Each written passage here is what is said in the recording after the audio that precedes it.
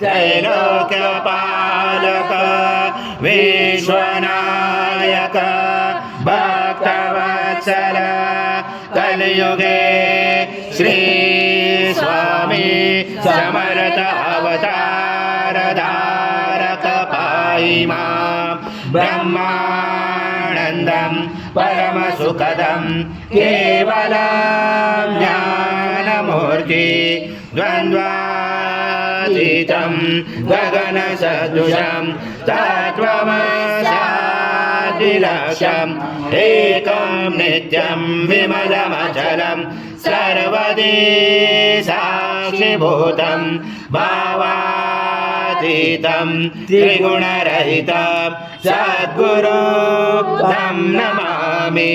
गुरुर्ब्रह्मा गुरुर्विष्णु गुरुर्देवो महेश्वरः गुरुर्साक्षात् परब्रह्म तस्मै श्री गुरवे नमः। माध्वस्व स्वाहा कृतं भक्षं भक्षितव्यम् आजं सुवर्णमहार आजं यज्ञे प्रतिष्ठम् आजं पवित्रं परमं स्नानं ते प्रगृह्यात् श्री सद्गुरु स्वामी समर्थ महाराज देवताभ्यो नमः। घृतस्नानं समर्पयामि घृतस्नानान्तरेण शुद्धोदकस्नानं समर्पयामि सकल पूजाते सर्वोपचारार्थे गन्धपुष्पं समर्पयामि शेषोपचारार्थे पूर्वक नमस्कारं करोमि।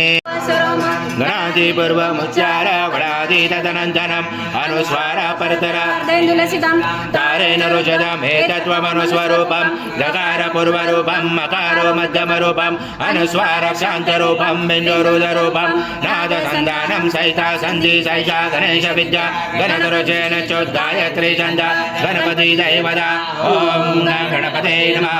एकदन्ताय विद्महे वक्रतुण्डाय धीमहि तन्नो दन्ती प्रचोदयात्। एकदन्तं चतुर्दशं पाशमं कुशधारणं रजं सवर्धं मत्स्ये बिभ्राणं मुचगदजं रक्तं लम्बोदरं शुभकर्णकं रक्तवासचं रक्तगन्धानुलिप्ताङ्गं रक्तपुष्पैस्फुजितम्। ॐ पूर्णब्रह्माय विद्महे परमहंसाय धीमहि तन्नं स्वामी प्रचोदयात्। श्री सद्गुरु स्वामी समर्थ महाराज देवताभ्यो नमः।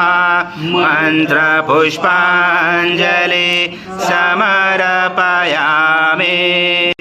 सद्गुरु स्वामी समर्थ महाराज देवताभ्यो नमः। प्रार्थना पूर्वक नमस्कारं करोमि। हरि ओम तत्स हरि ओम तत्स हरि ओम तत्स। स्वामी समर्थ जय जय स्वामी समर्थ महाराज श्री स्वामी समर्थ जय जय स्वामी समर्थ श्री स्वामी समर्थ जय जय स्वामी समर्थ।